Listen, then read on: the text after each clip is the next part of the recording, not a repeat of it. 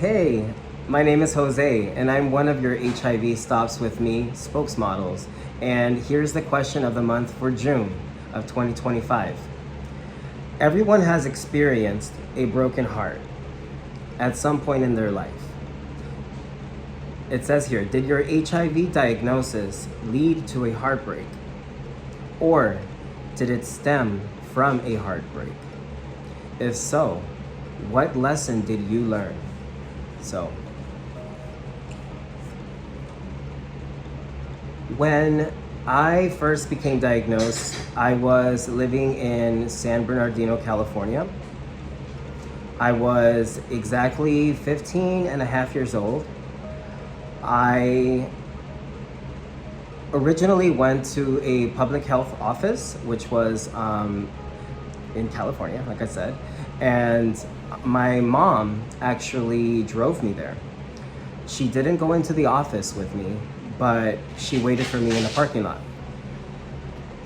Now, when I went in there, I already had some concerns. And so my reasons to be there were not for the HIV. Before the time though, I already knew that I was dealing with like a lot of reckless behavior, and I had studied that there are the symptoms that some people face, right? So in that case, I was symptomatic, right? So I was experiencing what is the weight loss. I was experiencing runny soft stools, and I was experiencing a physical skin outbreak. So for some who are newly diagnosed, or you who are, you're still figuring that out, like that's what it was for me. And some people don't experience that. But let me get back to the story, right? So when I experienced that, I was doing this all by myself. My mom just didn't know what was happening, and I went inside, and they did the actually it was for the results. That's what it was. So it's crazy how everything comes back when you're telling the story, right? So I went in there and they told me.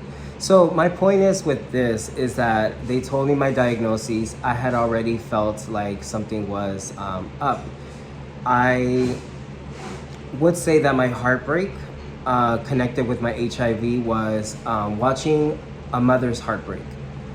I went back into the car and I wasn't afraid for myself. I was more impacted on how I was gonna face my mom, and I was gonna disclose this information. And when I looked in her eyes, I felt pain. I felt what felt like a heartbreak, and maybe at the same time, I was also channeling my own emotions, right? But I can only imagine what any mom feels or goes through, right? When their son or daughter or, their child, telling them that they are HIV positive. So of course there was tears. I watched my mom cry, and she's a very strong woman, and for her to have showed that vulnerability said a lot. Said that, that she truly loves me, that all these things. So everything that got me up to that point was how I looked at myself. Up to that point, Jose had already been messing around with substance abuse at that age. I had already been feeling very, very low and unworthy, and feeling like I couldn't be loved, and seeking for validation from Tom, Dick, and Harry, right? Just people at any point. And that showed me, that if you just communicate, if you talk openly, you can figure out how someone really feels. So I'm not trying to give anyone a lesson, right? But I'm just sharing my truth. And what it was for me is my lesson learned for this could have been that I just wish that my communication could have been more clear. That if I was dealing with something like loneliness or depression or the feeling of unworth, I could have just said something. So a lot of us face that, and you don't have to do this alone.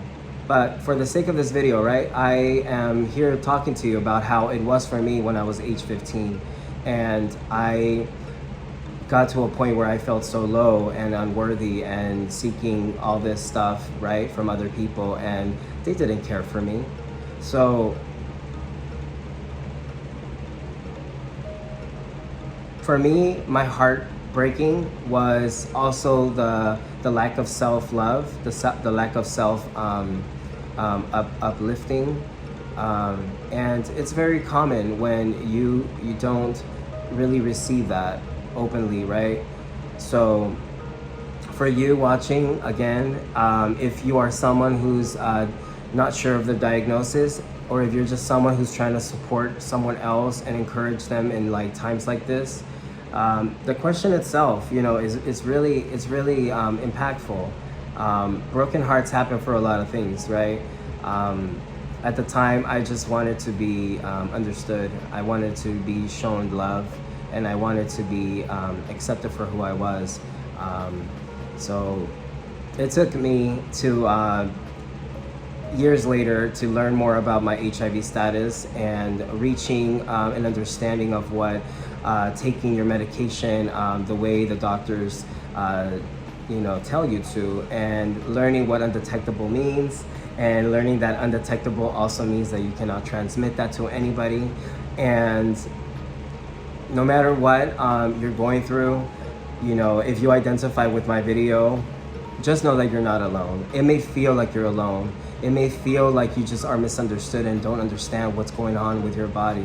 But it is suggested to just listen to what the doctor tells you. Ask all the questions that you can. You can visit hivstopswithme.org, and we keep it simple, and we have all of that information in there if you want to start there. It can be for you, it can be for a friend, it can be for a relative, but no matter what, there are resources out there. You don't have to feel alone like I did back in the day. So you know, I think that's all I have to say for this question of the month video. I encourage you to go watch all the other spokesmodels. We have 28 other spokesmodels. They will definitely serve you any of these different answers to this question of the month, okay? So this is all I have for June.